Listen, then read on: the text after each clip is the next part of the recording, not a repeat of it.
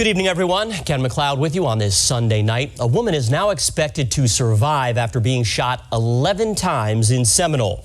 It happened at about 1:30 this morning during an argument inside a home on 134th Street North. The Pinellas County Sheriff says the victim was able to get to a neighbor's house and call 911. The sheriff says she was shot in the head, torso, and legs. Now, deputies say that eventually led to a 7-hour standoff with 65-year-old Wayne Lavelle Dew barricaded in the house. The SWAT team eventually entered and found him dead from a self-inflicted gunshot wound. Deputies say Dew was related to the victim but haven't given specifics.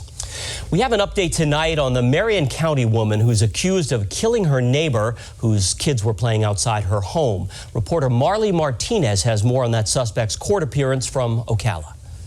Susan Lorenz walked into an Ocala courtroom in handcuffs 1 week after she shot and killed A.J. Owens, a mother of 4. A.J.'s family and friends filled the courtroom. You shall give us the whole truth and nothing but the truth, so help you God. Yes, I do. All right, go ahead. The judge granted Lorenz bond because she's legally entitled to it. Her charges are not life felonies. She's charged with manslaughter, not murder. So prosecutors asked the judge to set her bond high. She does not have a job. She does not have any real property. She doesn't have a spouse or children. Based on all of that information, the state's requesting a $200,000 bond.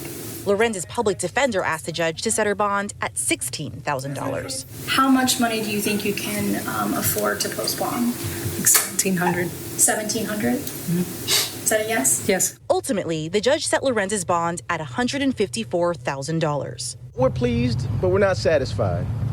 Certainly, we would have loved a bond set that's something that was commensurate with the act. Usually on a first-degree charge, there's usually no bond, especially when the act is made with a gun.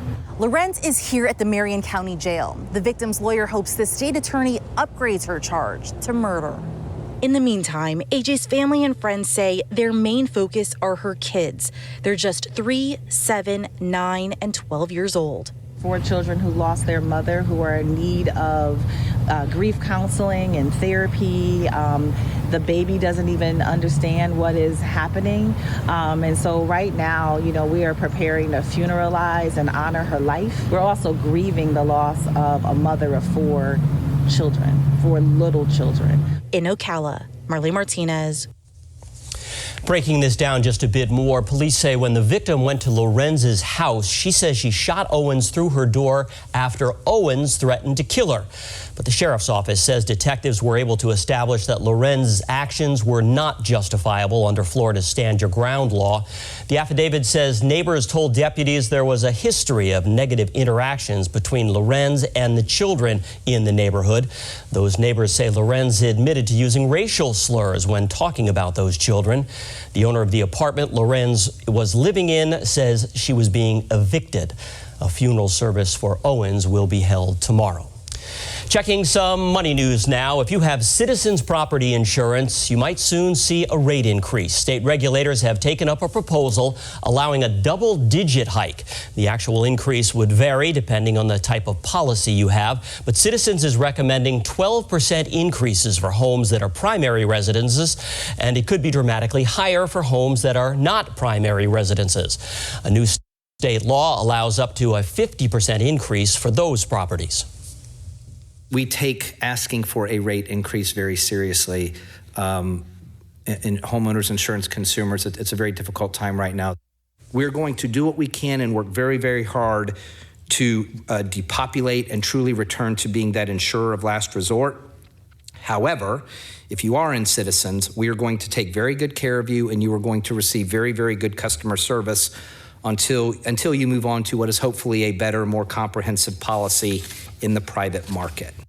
Citizens has added many new customers as private insurers in the state have dropped hundreds of thousands of policies, sought large rate increases, and in some cases have even gone out of business. Citizens now has 1.3 million clients.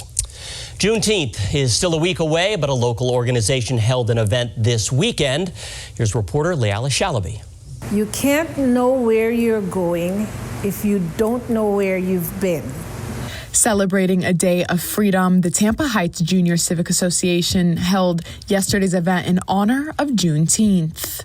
We did this event in honor of Juneteenth and to celebrate freedom. So we invited our families, the community, and local artists to just come and fill up the space, be themselves, celebrate what freedom means to them. The cultural festival celebrated the arts, history, and freedom. Juneteenth actually represents the day when the enslaved people in the South finally got the message that people of color, enslaved people, were free. The event was held to raise awareness about the day that enslaved African Americans were emancipated. I feel like it's so important for them to see, like, as they get older, that this is a possibility for them, you know?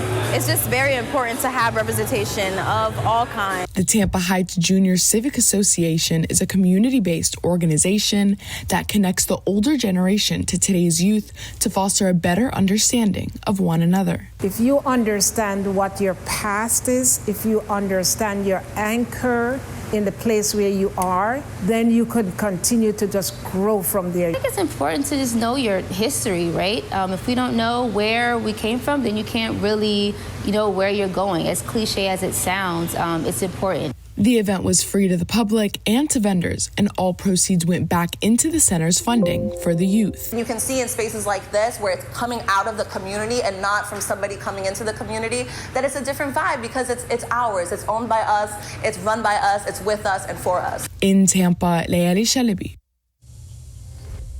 Let's go ahead and take a look at weather now. I'm meteorologist Sarah Robleski.